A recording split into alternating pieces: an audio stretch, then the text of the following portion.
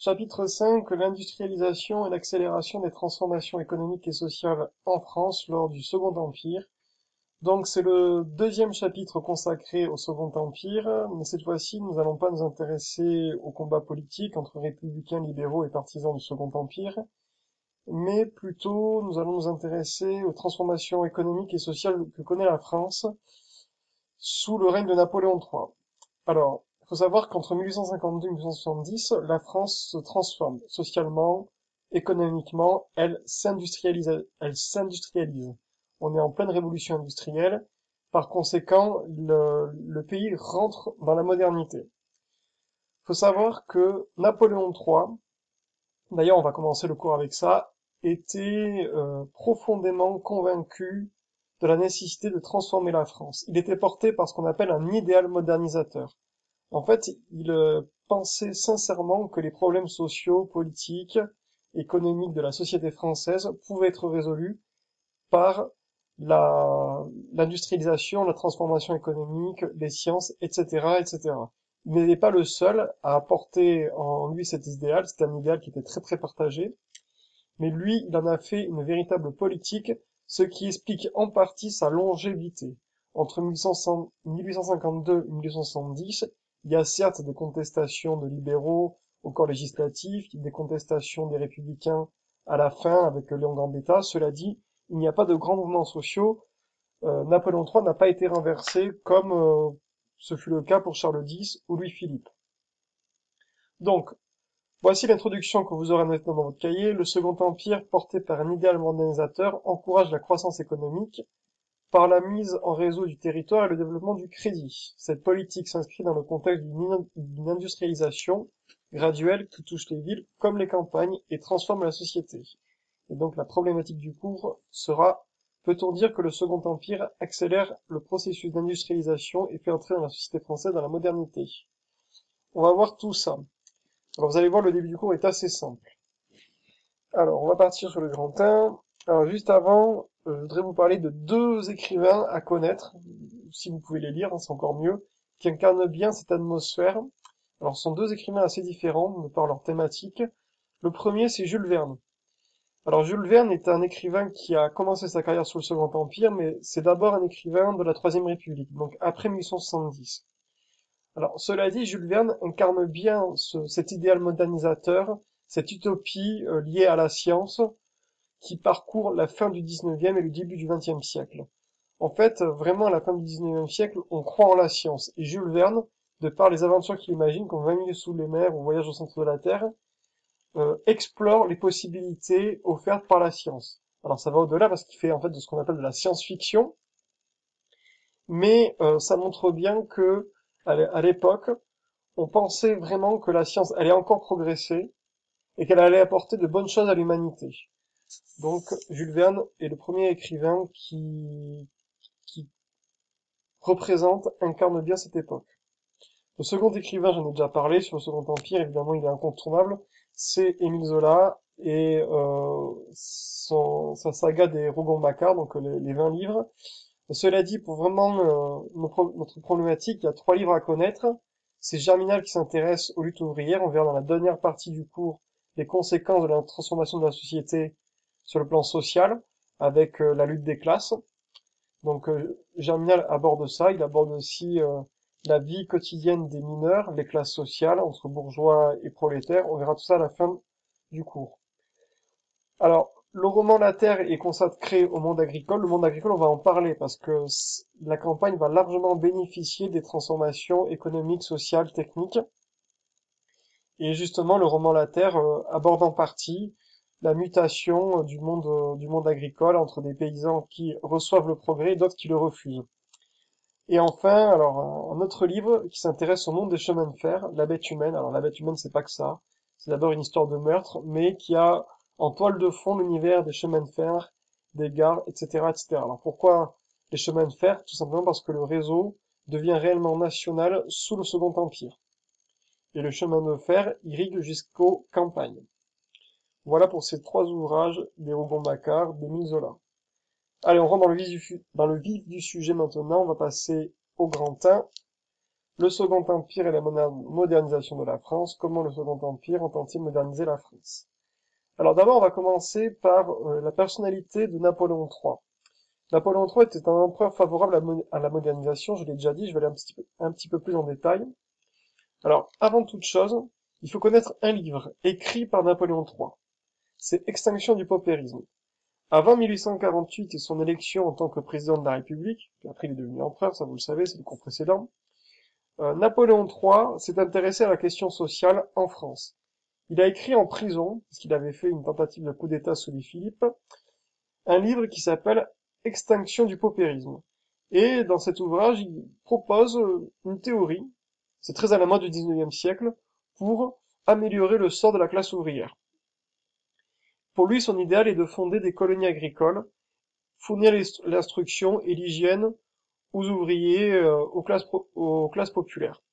Donc ce livre, qui n'a pas eu un grand succès à l'époque, du moins en 1844, après il a eu évidemment un plus grand succès étant donné que Louis-Napoléon Bonaparte était devenu empereur, ce livre témoigne que l'empereur était sincèrement attaché à ces questions sociales, à ces questions de société.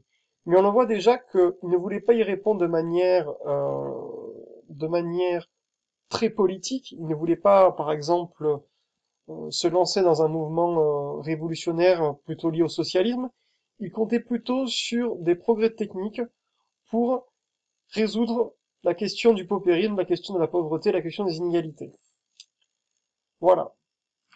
Alors, il y a d'autres éléments qui montrent que Napoléon III était sincèrement attaché à cette question, c'était son entourage. Vous savez que les grands dirigeants, c'est encore le cas aujourd'hui, s'entourent de scientifiques, d'économistes, pour prendre des décisions éclairées. C'est encore le cas aujourd'hui avec la pandémie de la Covid-19. Le président de la République s'appuie sur un conseil scientifique pour prendre cette décision. Eh bien, à l'époque, c'est pareil. Vraiment, Napoléon innove dans cette façon de faire, parce qu'il va très très loin. Il va par exemple s'entourer de Michel Chevalier, qui est un conseiller économique et scientifique. Michel Chevalier, c'est un scientifique. Et cette façon de faire est vraiment une rupture qui est liée à la Révolution française. En fait, les compétences remplacent les privilèges de naissance. Il est hors de question de s'entourer d'une noblesse qui ne va rien apporter du point de vue des compétences, qui n'a comme légitimité uniquement le sang. Pour Napoléon III, il faut s'entourer de gens instruits, compétents. Donc tout cela dans le but, je vous l'ai déjà dit, que le progrès technique, la production industrielle qui augmentera, la croissance économique, tout cela finira par améliorer le sort des classes populaires. Enfin, dernier trait qui montre que Napoléon III était profondément attaché à ces questions sociales, économiques et scientifiques, c'est l'organisation des expositions universelles. Alors, sous le règne de Napoléon III, 2 expositions universelles ont eu lieu en France en 1855 et en 1867. Donc ces expositions universelles ont été l'occasion d'inviter plusieurs pays et ont permis de faire circuler, de diffuser et même de célébrer l'innovation technologique technique. Donc là, la photographie de droite notamment, c'est la façade du palais de l'industrie construit pour l'exposition. Et la gravure que vous voyez à gauche, la lithographie, c'est l'inauguration par Napoléon III de l'exposition universelle de 1955. Donc, l'innovation est célébrée. En 1855, 25 États ont participé à l'expo. En 1867, 41 pays étaient représentés. Et à chaque fois, les 2 expositions ont accueilli des millions de visiteurs. Alors, c'est comme dans le cas du contrôle que vous aviez eu sur Shanghai, une exposition universelle, c'est une vitrine d'un pays.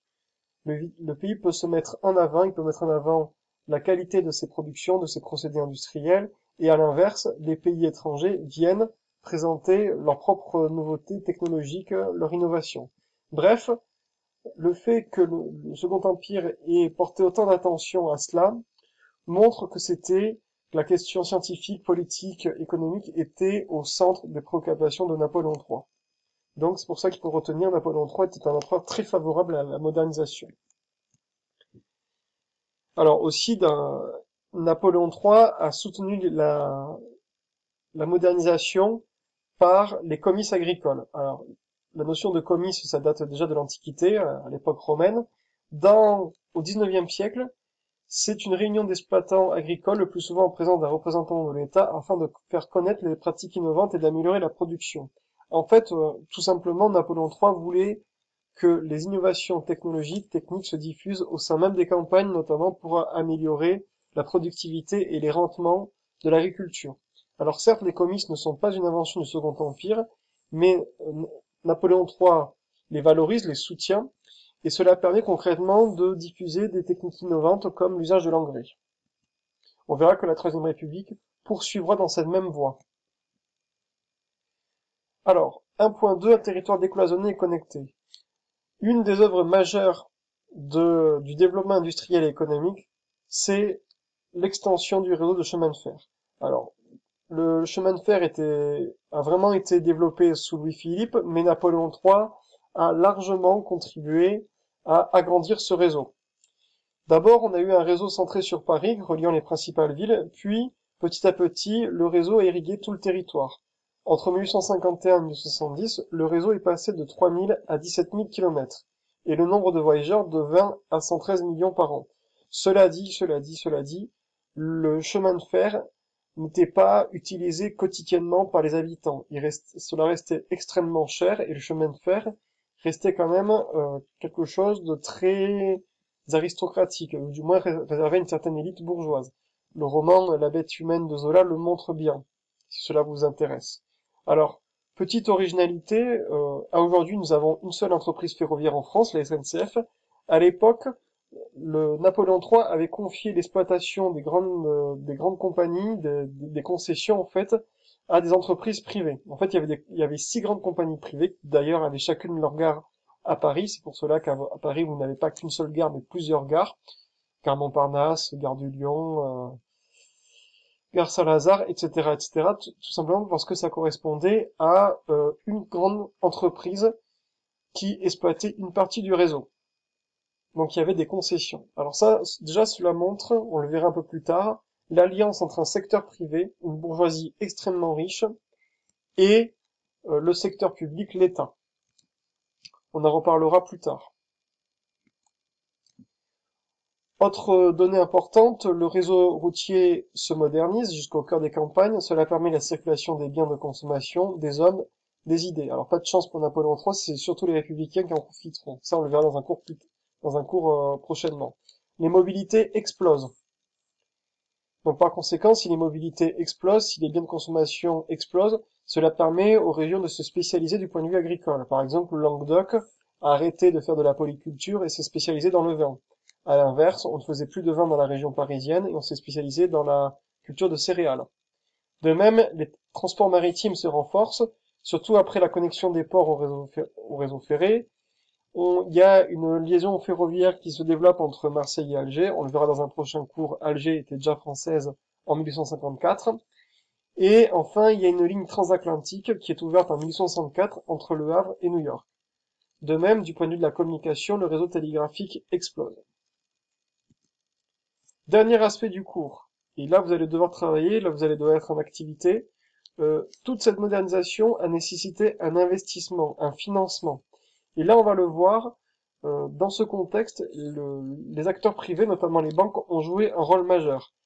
Alors, vous allez travailler sur l'exemple des frères Pereire, qui étaient des banquiers et qui ont permis de financer des tas d'initiatives entrepreneuriales, scientifiques et techniques. Donc pour cela, vous allez faire les questions 1 et 2 de votre manuel, page 98-99.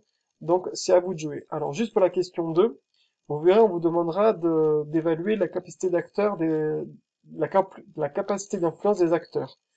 Alors, la capacité d'influence, c'est la capacité à influencer l'action des autres acteurs, politiques et économiques. Ça veut dire à pouvoir changer leur comportement, changer leur représentation du monde. Les forcer en quelque sorte, alors, pas sous la contrainte, mais les forcer à adapter leur stratégie, leur action par rapport au désir d'un autre acteur.